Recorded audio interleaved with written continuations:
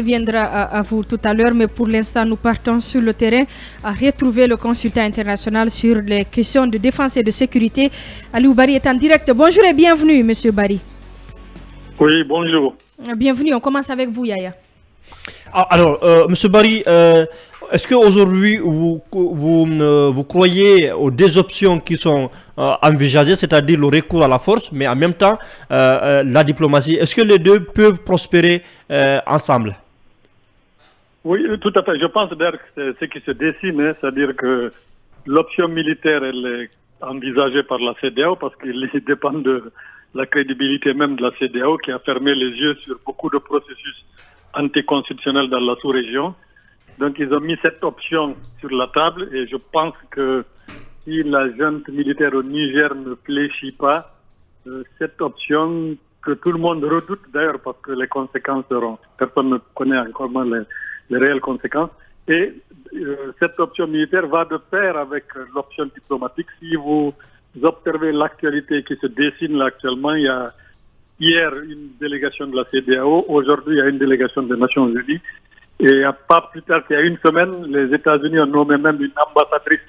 Donc il y a une véritable pression diplomatique sur la junte pour qu'elle puisse revenir à la raison. Et je pense que la CEDEAO, aujourd'hui, sur le plan stratégique et technique, l'option de l'intervention militaire est pratiquement sur la table.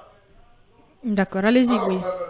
Si vous permettez. Monsieur Bari, moi je voudrais quand même savoir, est-ce que, deux questions rapidement. La première question, est-ce que vous pensez que ce coup d'État au Niger, au regard de l'élection de Bazoum à la tête de ce pays, du déroulement de son programme sur le terrain, est-ce que c'est un coup d'État de la bêtise pour le continent africain? Ça, c'est la première question. La deuxième question, est-ce que vous estimez que la CEDEAO dispose de moyens logistiques, de moyens financiers pour, n'est-ce pas, en tout cas, entrevoir une intervention militaire dans ce pays, et quelle sera l'issue?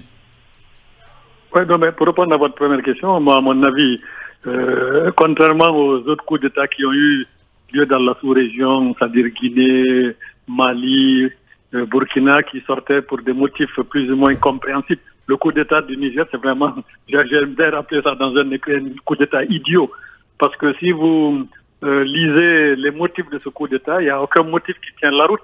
C'est-à-dire des militaires qui sont censés protéger la population, qui sont censés sécuriser la population, de lutter contre le djihadisme, c'est eux-mêmes qui prennent les armes pour dire on renverse le pouvoir civil parce qu'il a été incapable de sécuriser la population. Et puis sur le plan sécuritaire, tout le monde a observé que le Niger était quand même beaucoup plus stable par rapport à ses voisins du Burkina et du Mali. Donc à mon avis, aujourd'hui avec les infos qui sortent, le coup d'État a eu lieu parce qu'on a voulu changer la garde présidentielle.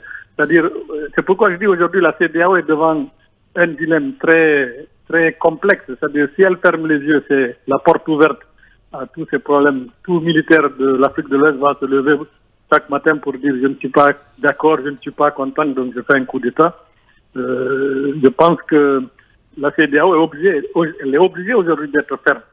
Et ce coup d'État, je pense, la seule bonne nouvelle, c'est que ce énième coup d'État permet aujourd'hui à tout un chacun, notamment aux oppositions politiques aussi, de réfléchir, parce que si vous vous souvenez, dans tous ces pays, à chaque fois qu'il y a eu un coup d'État, l'opposition est sortie pour soutenir.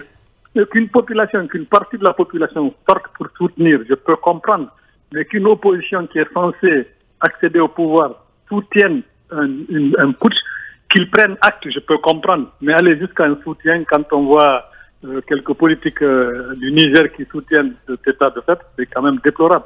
De telle sorte, aujourd'hui, il y a la troisième question qui se pose aujourd'hui en Afrique, c'est la problématique de la gouvernance démocratique de ces États. Il est temps que la CEDEAO mette en place un système de prévention de crise politique. C'est-à-dire que si vous vous souvenez, c'est chaque fois à l'issue d'un processus électoral, il y a nécessairement et forcément toujours dans ces pays des problèmes. C'est parce que les processus électoraux, ils n'ont jamais été transparents, réellement dans ces pays. Même si celui du Niger, tout le monde a reconnu qu'il a été démocratiquement élu, mais il y a eu quelques contestations. Même au Nigeria, dont on parle aujourd'hui, qui a pris le leadership, il y a eu des contestations des processus électoraux. C'est-à-dire aujourd'hui, la gouvernance démocratique des États de l'Afrique de l'Ouest se pose avec acuité. Sur la deuxième question. Par rapport à l'intervention militaire, militaire, pardon, est-ce que vous estimez que la CEDEAO dispose de ces moyens? Et quelles pourraient être les conséquences, hein? La force en fait, la problématique des interventions militaires, cette problématique n'est pas posée uniquement à la CEDEAO.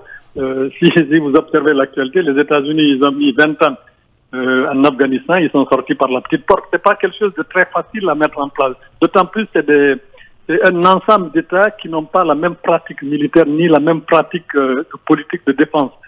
Mais ce qui est clair aujourd'hui, le Nigeria est revenu en force dans la sous-région et s'il y a intervention militaire, je pense que le gros de la logistique viendra du Nigeria.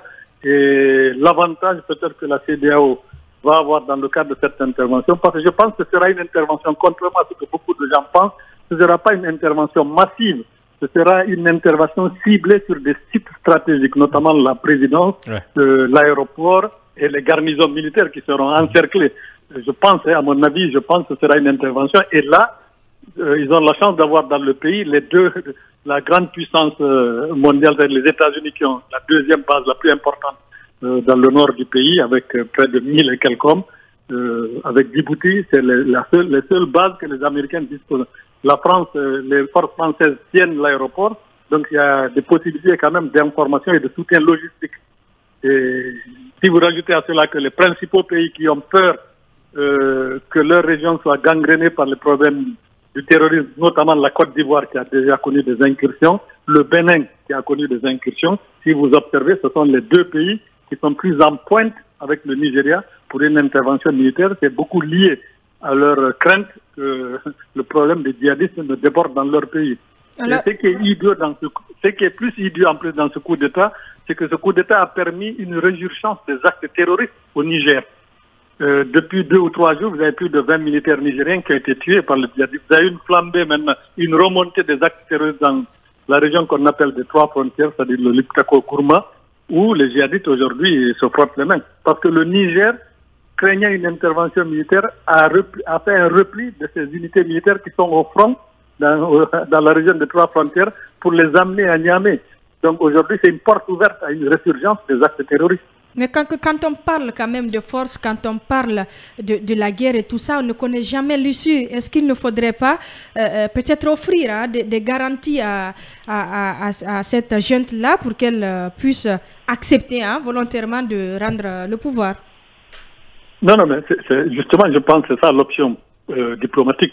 C'est que si vous vous souvenez, le premier président qui a mis les pieds au Niger, ça a été le président du Tchad, qui était mandaté par la communauté internationale pour ouvrir une porte de sortie à la junte. Et 3 jours après, qu'est-ce que la junte fait? Elle menace de traduire l'ancien président devant une haute cour. Je ne sais pas comment ils ont appelé ça. C'est-à-dire qu'ils sont partis dans la surenchère. À mon avis, l'action diplomatique risque de beaucoup plus payer parce que la junte elle-même, elle commence à comprendre qu'elle a été trop loin et les sanctions économiques commencent à se faire ressentir au niveau des populations. Je pense que plus on avance, il y aura moins de soutien de la population au profit de la junte. Allez-y, Lincoln. Comme le dit l'autre, on ne peut pas arriver quelqu'un qui ne dort pas. C'est ce qui arrive du côté quand même du Niger. La communauté internationale a été très large. Il y a eu l'ultimatum de l'Union africaine qui était de 2 semaines qui a échoué. Il y a l'ultimatum de la CEDEAO. Et aujourd'hui, la junte est en train de narguer la communauté internationale. Alors, comment mettre pratiquement un terme à tout ça? On a l'impression que les chefs d'État du continent ont du mal quand même à s'entendre. Hein? Non, mais je pense que si vous jetez un coup d'œil sur la carte géographique du Niger, vous comprendrez pourquoi la communauté internationale, notamment les États-Unis et l'Union européenne, privilégient actuellement l'action diplomatique. Le Niger aujourd'hui en zone tampon entre le nord du Sahara et le sud du Sahara. Et si vous prenez la carte, au nord, vous avez l'Algérie. Au sud, vous avez le Nigeria et le Bénin. Vous avez de l'autre côté le Tchad. Vous avez le Mali et le Burkina Faso qui connaissent des problèmes. Donc, c'est une zone. Et en plus, l'Union européenne a fait du Niger la zone hub pour les migrations. Donc, si ce pays connaît une instabilité, vous avez toute la digue de Tunisie, c'est la migration qui saute, et puis c'est l'Europe qui est envahie. Donc, il y a beaucoup de préoccupations. C'est pourquoi et l'Union européenne, et les Nations unies, et la France souhaitent privilégier pour le moment l'action diplomatique, parce que toute intervention militaire qui n'a pas de résultats immédiats peut avoir des conséquences beaucoup plus néfastes pour la stabilité de la sous-région. Et si vous observez d'ailleurs plus loin, même les États-Unis n'ont pas encore prononcé le mot coup d'État. Et ils ont envoyé un ambassadeur, c'est parce qu'ils savent très bien qu'il faut absolument pousser la jeune à la sortie sans arriver à l'action militaire dont personne ne mesurera les conséquences de cette intervention militaire de la CEDEAO.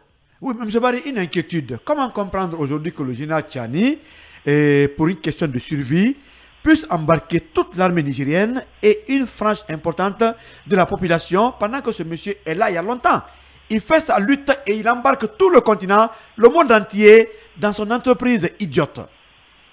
Ouais, moi, j'aurais un peu de réserve en disant que toute l'armée nigérienne est derrière. C'est-à-dire que si vous observez ces pays, il n'y a pas une unité militaire, vous avez des unités, des différentes unités. Lui, il tenait la garde présidentielle depuis 11 ans.